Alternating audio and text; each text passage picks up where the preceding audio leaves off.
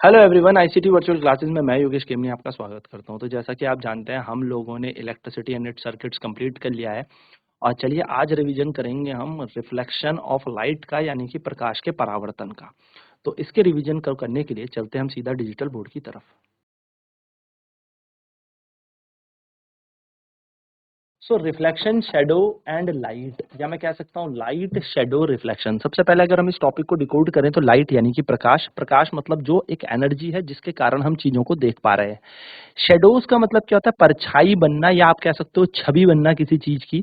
जब लाइट किसी सतह पर गिरेगी और ऐसी सतह होगी जिससे लाइट आर पार ना कर पाए, यानी कि जिसको आप कह सकते हो जिसको लाइट जो है वो क्या ना कर पाए, जिसको ट्रांसफर ना कर पाए लाइट, जिसके अंदर से ट्रैवल ना कर पाए, यानी कि ओपेक मटेरियल्स। ओपेक ऐसे मटेरियल होते हैं, या मैं कह सकता हूँ ऐसे ऑब्जेक्ट होते हैं जिनसे लाइट आर पार ना जाए। तो क्या होता है, एक स्क्रीन में या किसी दीवार में या कि जमीन पे आपने अपनी इमेज भी देखी होगी, वैसे ही यहाँ पर क्या बनेगा, शेडो बनेगा। और रिफ्लेक्शन का मतलब क्या हो गया? रिफ्लेक्शन की अगर मैं बात करूं, परावर्तन, तो परावर्तन का मतलब है प्रकाश का किसी सतह पर टकराकर वापस आ जाना, यानी कि लाइट किसी सरफेस पे गिरेगी और वहां से वापस आ जाएगी। इसको हम रिफ्लेक्शन कहते हैं, राइट। तो अगर हम बात करें तो we see so many object around us, हम अपने आसपास रोजमर्रा के जीवन में बहुत सारे वस्तुओं को देख रहे हैं। On the way to school, जब हम स्कूल जाते हैं तो हम देखते हैं बस देखते हैं, कार देखते हैं, साइकिल देखते हैं, ट्री देखते हैं, एनिमल देखते हैं, और कभी कभी फूल, पत्तियां या पेड़, सब कुछ हमें देखने को मिलता है। इन्हीं चीजों को हम ऑब्जेक्ट बोलते हैं, वस्तु बोलते हैं। अब सवाल ये है कि ये हमें दिखते क्यों है। अगर मैं इन्हीं बातों पर जाऊं, यानी कि मैं बस को, कार को, साइकिल को, ट्री को, एनिमल को, या फिर किसी भी फूल को रात के टाइम में या कंप्लीट जब डार्क हो, अंधेरा हो, तब देखूं, तो ये मुझे इतने अच्छे से विजिबल नहीं होंगे। यानी कि जब हम किसी डार्क रूम में जाएंगे तो हम वहां की ऑब्जेक्ट को देख पाएंगे क्या? नहीं देख पाएंगे। तो आप जब भी किसी अंधेरे कमरे में जाते हो या डार्क रूम में जाते हो, या फिर अंधेरे में, या फिर मैं कह सकता हूँ जब लाइट नहीं होती आपके घरों में रात्रि के टाइम, तो आप टॉर्च लेके जाते होंगे या कैंडल लेके जाते होंगे जिनसे आप ऑब्जेक्ट को देख सको। यानी कि यहां से मुझे एक बात समझ में आती है कि लाइट के बिना चीजें नहीं दिखने वाली, यानी कि light is important to see the things. Without light things can not be seen. Light के बिना चीजें नहीं देखने को मिलेंगी। लाइट करती क्या है? लाइट हमें हेल्प करती है जिससे हम ऑब्जेक्ट को देख पाए। तो सर ये लाइट है क्या? लाइट एक ऐसी एनर्जी है जो हमें हेल्प करती है जिससे हम आसपास की चीजों को देख पाए। यानी कि light help us to see the object around us. Light क्या करती है? हमारे आसपास की वस्तुओं को हम देख पाए, उसके लिए हमें मदद करती है। यानी कि बिना प्रकाश के हम वस्तुओं को नहीं देख पाएंगे। अब नेक्स्ट है, the torch is an object. तो जो एक टॉर्च है वो एक ऐसा ऑब्जेक्ट है जिससे हमें लाइट मिलती है, और लाइट किसी सतह पर पड़ेगी या किसी सरफेस पे पड़ेगी और वहां से टकरा के हमारे आंखों में आ जाएगी, तो जिसके कारण हमें चीज दिखती है। तो जो टॉर्च का बल्ब है वो किसी ऑब्जेक्ट पर क्या करेगा? उसके थ्रू लाइट प्रोड्यूस करवाने की कोशिश करेगा, नॉट अपनी लाइट। ऐसा तो नहीं होगा कि उस सतह की या सरफेस की खुद ब खुद की लाइट आ जाए, पर उसके ऊपर गिरेगी तो लाइट के कारण वो हमें दिखेगी। बट हमारे पास जो टॉर्च है उसके पास तो खुद की लाइट है। जो सूरज है उसके पास तो खुद की लाइट है। जो एक जुगनू आपने देखा होगा उसके पास तो खुद की लाइट है। जो एक मोमबत्ती हम जलाएंगे तो मोमबत्ती पे तो खुद की लाइट है। यानी कि ऐसे ऑब्जेक्ट जिनके पास अपनी लाइट होती है, यानी कि जो एमिट करते हैं लाइट को, जिनसे लाइट मिलती है, जिनसे रोशनी उत्सर्जित होती है, उनको हम ल्यूमिनियस ऑब्जेक्ट कहते हैं। ठीक है। तो ल्यूमिनियस ऑब्जेक्ट क्या होता है? जिनमें अपनी खुद की लाइट होती है, जिनसे क्या होती है, लाइट प्रोड्यूस एमिट होती है। जैसे सन, सन से लाइट खुद ब खुद प्रोड्यूस होती है ना। सन से हमें क्या मिलती है? लाइट मिलती है। अगर मैं बात करूं मोमबत्ती, तो मोमबत्ती से हमें लाइट मिलती है। ऑन द सेम टाइम अगर मैं बात करूं किसी स्टार की, तो उससे लाइट खुद मिलती है। लेकिन अगर सेम टाइम पे ऑन दी अदर हैंड हम मून की बात करें, तो मून में तो लाइट नहीं मिलती खुद की। मून के पास तो खुद की लाइट है नहीं। यानी कि जो चंद्रमा है वो एक नॉन ल्यूमिनियस बॉडी है, नॉन ल्यूमिनियस ऑब्जेक्ट है। तो सर चंद्रमा फिर हमें चमकता क्यों दिखता है? तो होता क्या है बच्चों, सूरज से आने वाली किरणें चंद्रमा पर पड़ती है और वहां से चंद्रमा से टकराकर हम तक पहुंचती है। यानी कि सनलाइट वहां से टकराकर हम पे आती है। तो जब सनलाइट किसी चीज से टकराकर हम तक पहुंचेगी तो हमें वो चीज दिखेगी। जैसे पेड़ आपने देखे होंगे या पेड़ की पत्तियां आपने देखी होंगी, तो पेड़ के पत्ते आपको चमकते हुए नजर आते हैं। क्यों? क्योंकि पेड़ के पत्तों के ऊपर धूप गिरती है और धूप से क्या होता है, हमारी आंखों पे शाइन आता है। सेम टू सेम सन की जो रोशनी है वो मून पर गिरती है और मून से हम पे टकराने के बाद हम तक पहुंचती है, यानी कि इसलिए हमें चंद्रमा चमकता दिख रहा है। चांद के पास अपनी खुद की कोई लाइट नहीं है, या मैं कह सकता हूं चांद अपनी लाइट एमिट नहीं करता। तो जो चीज अपनी लाइट एमिट नहीं करते उनको हम नॉन ल्यूमिनस ऑब्जेक्ट्स कहते हैं। जरा सोचो आपके आसपास ऐसे कौन कौन से ऑब्जेक्ट्स हैं। तो आपको अपने आसपास सबसे पहले देखने को मिलेगा टेबल, चेयर, मेज हो गया, कुर्सी हो गई, आपकी बुक्स हो गई। बुक से खुद थोड़ी रोशनी आती है, आप अंधेरे में देखोगे तो खो जाएंगी। फिर आपको इसके ऊपर क्या करना पड़ेगा, टॉर्च लगानी पड़ेगी, यानी कि ऐसी चीज जो खुद ब खुद लाइट दे दे। जिसको अंधेरे में रखा है तो चमक रही हो, खुद ब खुद उससे लाइट आ रही हो, ऐसी जो चीज होंगी वो ल्यूमिनस, और ऐसी चीजें जिनसे खुद की रोशनी नहीं मिलती, जिनसे कोई लाइट नहीं मिल रही, उनको हम कहते हैं नॉन ल्यूमिनस ऑब्जेक्ट्स। ठीक है, चलिए फटाफट से नोट डाउन करेंगे इन की कॉन्सेप्ट्स को and then we will move forward.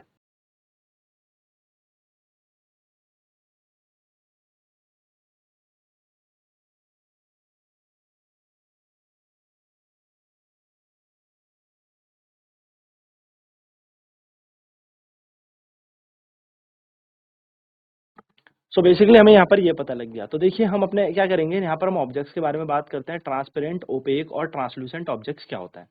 तो रिकॉल करेंगे हम कुछ ऑब्जेक्ट्स को, जैसे opaque object, transparent object, translucent object. तो हमने जैसे चैप्टर नंबर 4 में देखा था, if we cannot see through an object, अगर हम किसी वस्तु के आर पार नहीं देख पाते तो उसको हम ओपेक ऑब्जेक्ट कहते हैं। If you are able to see clearly through an object, it is allowing light to pass through it and it is transparent. यदि आप किसी वस्तु के आर पार लाइट करते हुए दिखे, यानी कि आपको क्लियर कट लाइट दिखे, आपको उसके आसपास, जैसे जैसे कांच में देखते हो ना, लेंस में देखते हो, तो आपको आर पार की सारी चीजें दिखती हैं, तो उसको हम ट्रांसपेरेंट कहते हैं। एंड ऐसे ऑब्जेक्ट जिनसे थोड़ा थोड़ा विजिबल दिखती है, थोड़ा थोड़ा अनक्लियर दिखता है, यानी कि विजिबिलिटी थोड़ी सी ब्लर है, आप ऐसे कह सकते हो कि क्लियरिटी ना दिखे, थोड़ी थोड़ी चीजें साफ दिखे, थोड़ी थोड़ी ना दिखे, तो इसको हम ट्रांसलूसेंट कहते हैं। तो यानी कि हमारे पास तीन तरीके के मटेरियल है, ओपेक हो गया, ट्रांसपेरेंट हो गया, ट्रांसलूसेंट हो गया।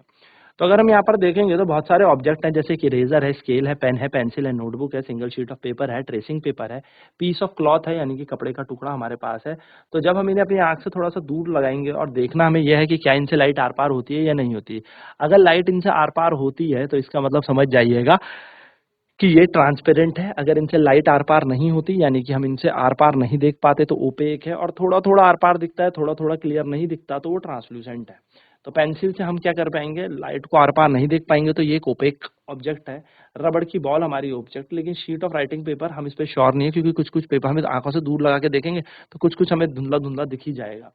नेक्स्ट है what exactly are shadows. Now बात करते हैं शेडोज क्या होती है। तो one by one hold each of the opaque object in the sunlight. आपने क्या करना है, धीरे धीरे जितने भी ऑब्जेक्ट ऐसे हैं जिनसे लाइट आर पार नहीं होती, उनको धूप में लगा देना है, और धूप में रख के उनकी क्या देखोगे आप, शेडो नोटिस करते चले। ठीक है, तो आप देखेंगे कि कुछ डार्क पैच आपको जमीन पे बनता हुआ दिखेगा। जो डार्क पैच यानी कि एकदम काला सा धब्बा आपको जमीन में बनता हुआ दिखा है, यही आपकी शेडो है। तो जो ये आइडेंटिफाई करेंगे हम इस चीज को, तो कैसे आइडेंटिफाई करेंगे, तो हम अलग अलग पेपर को यहाँ पर रख के देखेंगे। अब अगर मुझे क्या करना है, यहाँ पर इन चीजों को आइडेंटिफाई करना है कि शेडो से ही पहचानूं, कि शेडो से मैं चीज पहचान पाऊं, तो हम क्या करेंगे, एक छोटा सा पेपर का शीट ग्राउंड में रखेंगे, एक ओपेक ऑब्जेक्ट रखेंगे कुछ हाइट पर, कुछ ऊंचाई पर, और उसकी शेडो फॉर्मेशन देखेंगे कि कैसे बनती है। अपने दोस्तों से बात करेंगे कि उसकी शेडो का एक काम करो, ड्रॉ करके दिखाओ कि कैसा बना। अब आपने क्या किया कि कुछ शेडो बनी, कुछ क्या बनी, परछाई बनी, पेपर के ऊपर उसने फटाफट से ड्रॉ कर दिया कि ऐसी परछाई कुछ बनी है। ना अपने तीसरे दोस्त को ये दिखाना कि देखो जरा ये स्ट्रक्चर देख के क्या समझ पाए हो, क्या आइडेंटिफाई हो रहा है। सो आप ये ऑब्जर्व करोगे कि वो कुछ कुछ चीजों को तो बता देगा, लेकिन प्रॉपर नहीं बता पाएगा। लाइक एक संतरे का और एक बॉल का अगर आप क्या करोगे, शेडो बनाओगे, तो दोनों स्पेरिकल यानी कि गोल बनेंगे, लेकिन आप आइडेंटिफाई नहीं कर सकते कि एक संतरा था, एक बॉल है। यानी कि कुछ कुछ सिमिलर शेप बनेगा, लेकिन यस आप शेडो में ये तो नहीं बता पाओगे कि कौन सी चीज क्या है। लेकिन हाँ ये है कि शेडो जो है वो बेसिकली सिमिलर शेप की तो नहीं बोलूंगा, लेकिन यस शेप की बनेगी। So do you observe your shadow in the dark room at night और when there is no light. क्या आप अपनी शेडो तब देख पाते हो, क्या आपकी परछाई तब बनती है जब लाइट नहीं होती आपके आसपास। तो आप देखेंगे लाइट जब हमारे आसपास नहीं होती, तो यहाँ पर क्या नहीं होता, हमें शेडो फॉर्मेशन नहीं दिखती है ना। तो शेडो फॉर्मेशन के लिए लाइट इंपॉर्टेंट है, लाइट आवश्यक है। It seems need a source of light and opaque object to see a shadow. यानी कि अगर आपको क्या चाहिए, परछाई बनानी है,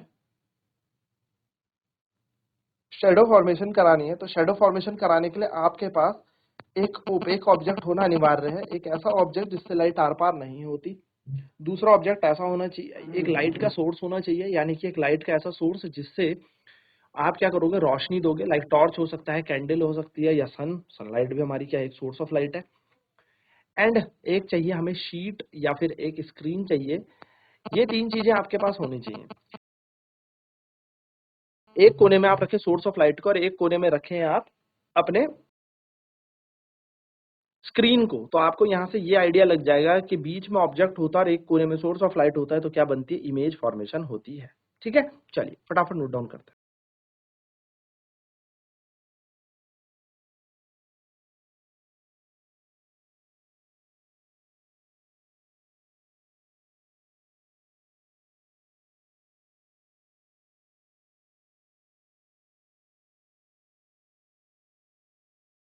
नेक्स्ट है activity 3। This is an activity that you will have to do in dark. यानी कि ये एक ऐसी एक्टिविटी है जो आपको एक अंधेरे कमरे में करनी है, या फिर हम कह सकते हैं डार्क में करनी है। In the evening go out in the open ground, या तो फिर इवनिंग में शाम के टाइम अपने दोस्तों के साथ किसी ओपन ग्राउंड में जाना, कुछ दोस्त अपने साथ लेके जाना, एक टॉर्च लेके जाना, एक लार्ज शीट ऑफ कार्डबोर्ड यानी कि गत्ते का बहुत बड़ी शीट लेके जाना, होल्ड करना टॉर्च को close to the ground and shine it upward, इसको ऊपर आसमान की तरफ करना, till light fall on your front face, जब तक ये लाइट आपके दोस्त के चेहरे पे नहीं गिरती। You will now have a source of light that is falling on a opaque object. तो अब आपके पास क्या है, एक सोर्स ऑफ लाइट है जो किसी ओपेक ऑब्जेक्ट के ऊपर गिर रही है। अगर वहां पर कोई पेड़ नहीं है, बिल्डिंग नहीं है, या कोई भी चीज नहीं है आपके दोस्त के पीछे, मैं कह सकता हूँ मतलब ऐसे भी कोई बिल्डिंग नहीं है, कोई पेड़ नहीं है, तो आपको आपके दोस्त की हेड की शेडो नहीं बनेगी। That does not mean that there is no shadow. इसका ये मतलब नहीं है कि वहां पर कोई शेडो नहीं है। After all the light is the from the torch is not able to pass through the body to the other side. क्योंकि भैया यहाँ पर क्या हुआ है, सारी की सारी रोशनी तो पार हुई नहीं है ना। अगर मैं बात करूं अपने दूसरे दोस्त से, बोलते हैं कि एक काम करो, यही कार्डबोर्ड शीट को आप पकड़ के अपने दोस्त के पीछे चले जाओ, तो आप देखोगे कि कार्डबोर्ड पर क्या बनने लगी है, उसकी एक शेडो बनने लगी है।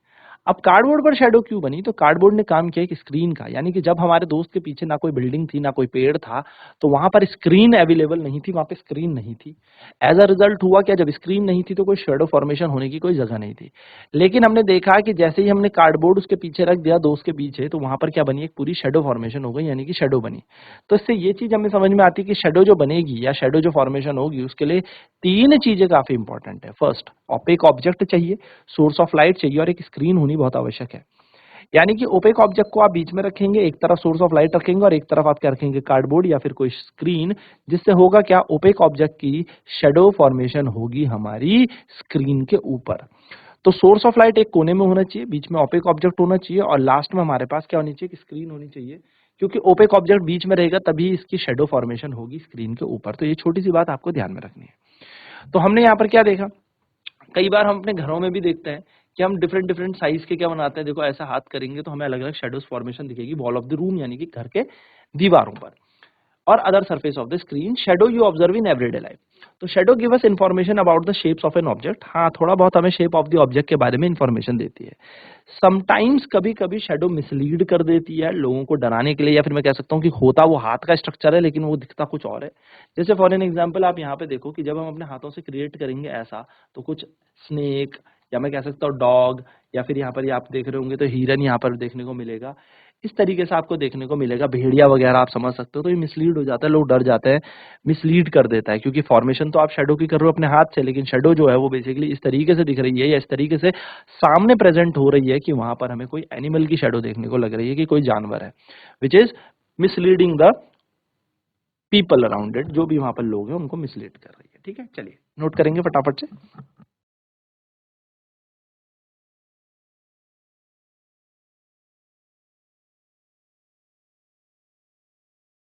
तो ये एक बेसिक सा कॉन्सेप्ट हमने देखा कि शेडो फॉर्मेशन कैसे होती है। तो शेडो बनती है जब कोई ऑब्जेक्ट हो, कोई सोर्स ऑफ लाइट हो, कोई स्क्रीन हो। तो ये तीन चीजें होनी जरूरी है, तभी शेडो फॉर्मेशन बनेगी। और ऑब्जेक्ट ओपेक होना चाहिए, यानी कि ऐसा ऑब्जेक्ट होना चाहिए जिससे लाइट आर पार ना करे। ठीक है, तो आई होप ये शेडो वाली कॉन्सेप्ट क्लियर होगा। हम नेक्स्ट क्लास में बात करेंगे रिफ्लेक्शन पर, कि कैसे रिफ्लेक्शन ऑफ लाइट होती है। तो आज की क्लास में इतना ही। आईसीटी वर्चुअल क्लासेज में जुड़ने के लिए धन्यवाद। आपका दिन शुभ हो।